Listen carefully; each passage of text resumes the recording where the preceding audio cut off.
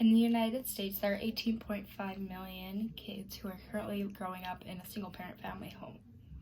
You may know one of them, you may be one of them, you may be related to them.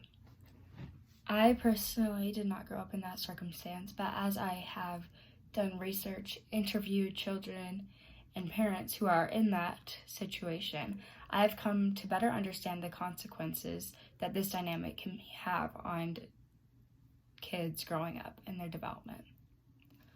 As divorce rates are rising in the United States, the number of single-parent family homes is also increasing.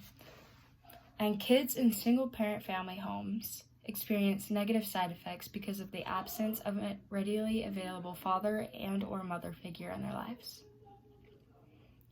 My cousin, Damien, is actually one of these kids who has grown up in a single-parent family home. My aunt tried her best to raise him, but as we grew up together, we're actually 1 month apart, I always kind of noticed something off about Damien. He'd be super angry, always would be getting in trouble, causing a lot of trouble on purpose, getting into fights, being violent for no reason. And as I interviewed him for this speech, I really delved into why. Why does he feel like that? Why do you think these things happened? And he gave me a lot of information on how he's felt about his childhood. He talked to me about how, he used to love sports. I remember him always playing sports in the backyard of our grandparents' house, being on the basketball team at school, football team, baseball team, a really athletic kid, from going to, isolating himself, going down in the basement, playing video games. And he said, and I quote, "I just got sick of waiting 2 to 3 hours for anyone, to pick me up from practice at the end of the day." This is one major problem with single-parent homes, is because there's often bills to pay, other kids to tend to, responsibilities. You don't have a lot of time to be responsible and be there for your kids like you need to.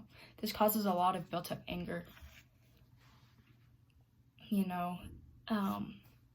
Damien talks about how he's still affected by how he grew up today, and how he doesn't have a great relationship with his mother, and how he doesn't like to talk to her, how they still don't get along. And although this is a very good example of how, a single-parent family home can be such a negative experience, there's also times that, parents do make that effort. They do make the time.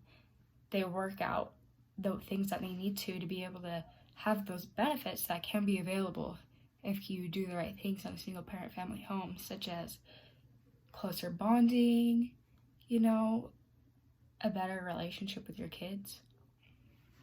In general, though, why do we have these negative effects?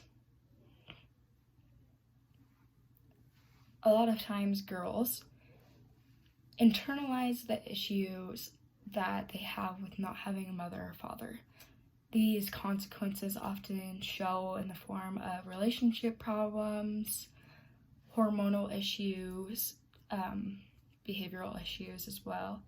Boys, though, they often push these emotions outside. They become more angry, violent, and often leads to more suspensions, which in turn a lot of time leads to a decrease in graduation numbers. Many boys from single-parent homes don't graduate high school or go to college, and they're more likely to be incarcerated. Mothers who are often raising their kids alone are trying so hard to do all these things that they can. They are low on money. They need to be getting kids from place to place, especially when they're young. They're trying to get them a good education. It's hard. But if you're looking for something that you can do to defeat these odds, to not become one of the statistics of not graduating high school, not going to college, being incarcerated, mothers and fathers of single-parent family homes need to be present. One of the biggest benefits that you can give your child as a single parent is being present, being there for your kid, having the opportunity to have a close bond with your child. Dedicate the time. Be strict on school. Have your kids have extracurricular activities that they can have other mentor figures from. You know, at the end of the day, you cannot control everything that goes on. But if you do these things, if you dedicate the time, then you can beat the odds and not become another statistic.